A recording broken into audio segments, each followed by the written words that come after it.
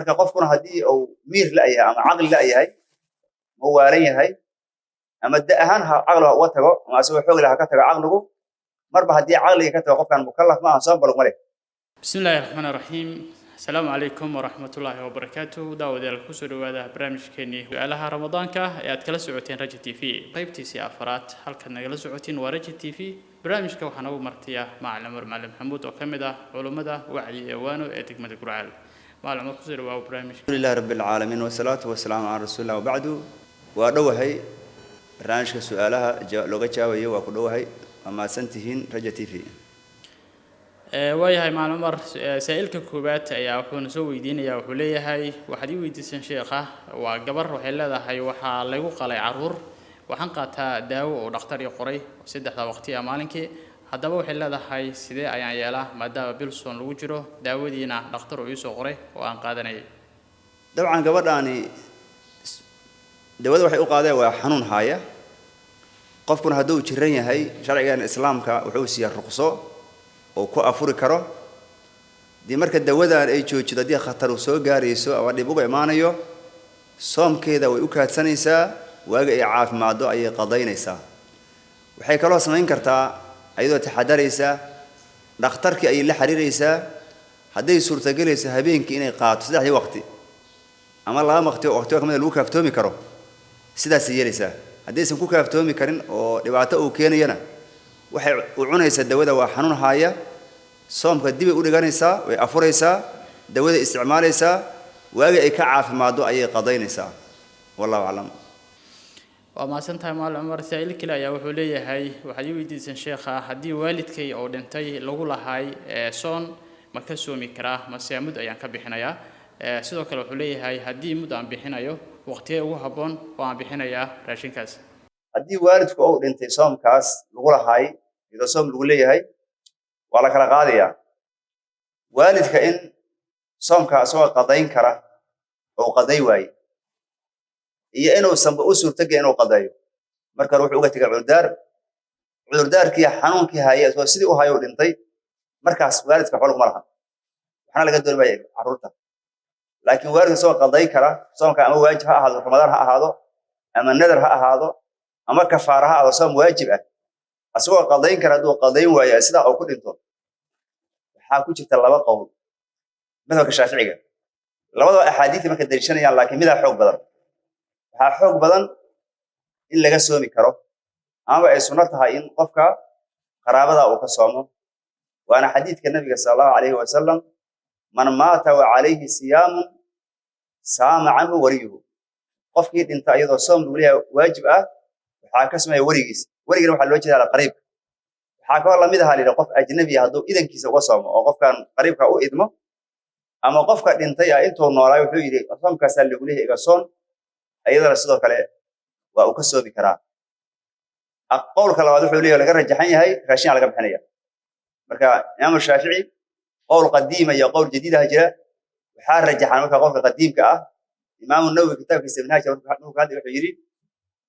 waxaa rajaxan halkan qowlka qadiimka ah oo in laga soomayo maxaa yeelay qaybta kale xadiidka kusoo aroora xoogaa dacad ku jira laba xadiid marka kana saxiixsan waa in laga sooma badan. sidoo kale nabiga sallallahu alayhi wasallam gabadha u waxay tiraaday nabiga ilaahayow hooyada ayaa geeriyootay iyadoo soom lagu leeyahay nadar ah ee ma ka soomi karaa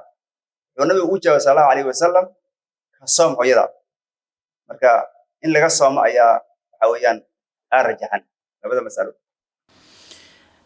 saa'il kale ayaa wuxuu leeyahay maalinka waxaad ii weydiiseen waxaa ila nool oo ila jooga waalidkay oo da ahaan ama maskax ahaan isku dardaray isla markaana aan awoodin inuu soomo haddaba maxaan samayn karaa ayuu leeyahay.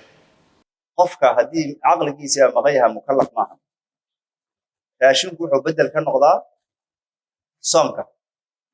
marka qofkuna haddii uu miir la yahay ama caqli la yahay ma waalan yahay ama da ahaan caqliga uga tago ama asagoo xoog leh ha ka tago caqligu marba haddii caqliga ka tago qofkan mukallaf ma aha soom balug ma leh. haddii marka aan soom ba lagu lahayn sidoo kale raashin lagu yeelan maayo oo wax raashina ma gudayo. waalidka raashinka laga bixinayo waalidka caqligiisa jooga raashinkaasna waxaa la bixin karaa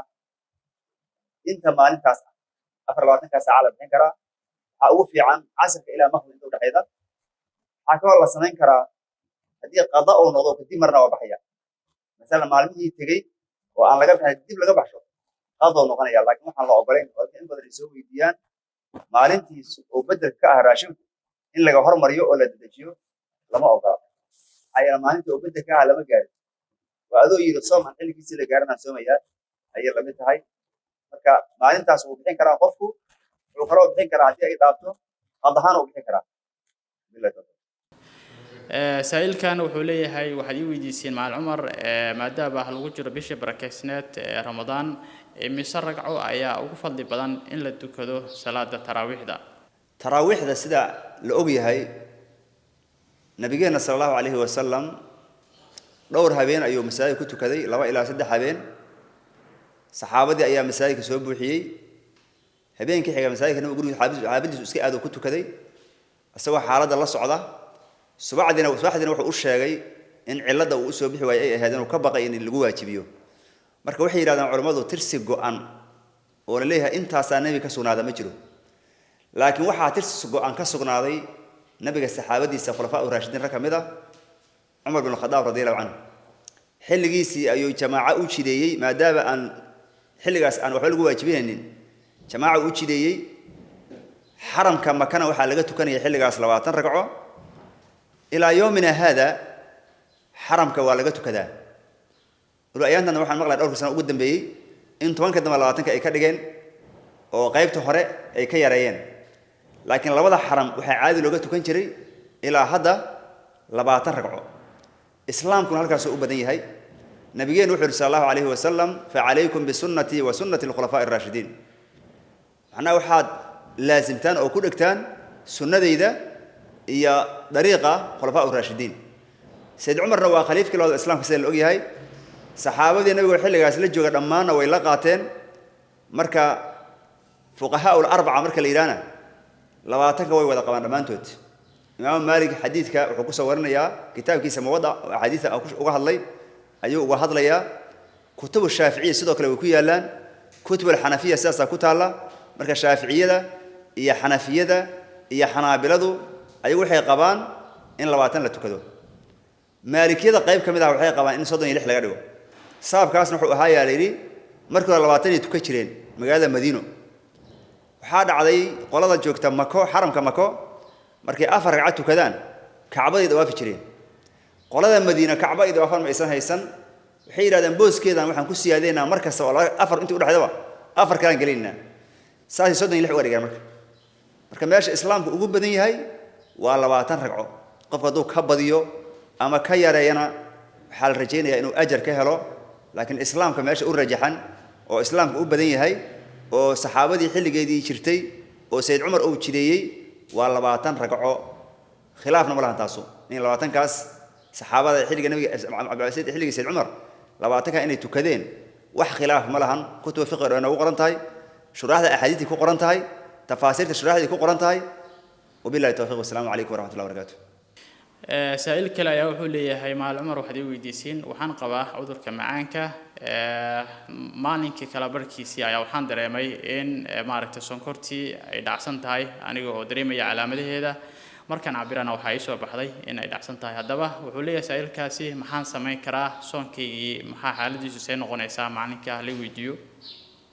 قفك سجوا صامن سونكورتو أي دعضي نفتي سهلس أي شيء وأفوريا مركز تقفك نفتي سال إعلانية دين الإسلام كوحي إعلانية سال نفطة واحد نفتك هوي مجرته مركز واحد رقفك إنه أفور نفس بالباديو سيدو كلا سنقرته حكمتها هاي عذر هذا بدنا هذا الدواسحة عن لهين قفك أنا مركز عذر كهو قبؤي هاي عذر عن دولهين صام كينا أو هالسكو جليو وحاشر عن الإسلام كأبنا يوتشي دي قفك بدل كي صام كأنه راشين بحيو مركز هدي أو سومي كرنا وسومة هدي أو سومي كرنا حنون كلا سومي وسكرت لا سومي ويانا قفك بدل كيس إنه بحيو راشين أيا أوفي عن محايا نفتيسه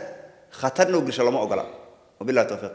intaas waxaan ugu eeg barnaamijkii su'aalaha Ramadaanka ee aad kala socoteen Raja TV barnaamijka waxaan ugu marti ahay Maal Umar Maalim Maxamuud oo kamid ah culimada diinka degmada Gurcaal kula dambe assalamu alaykum wa rahmatullahi wa barakatuh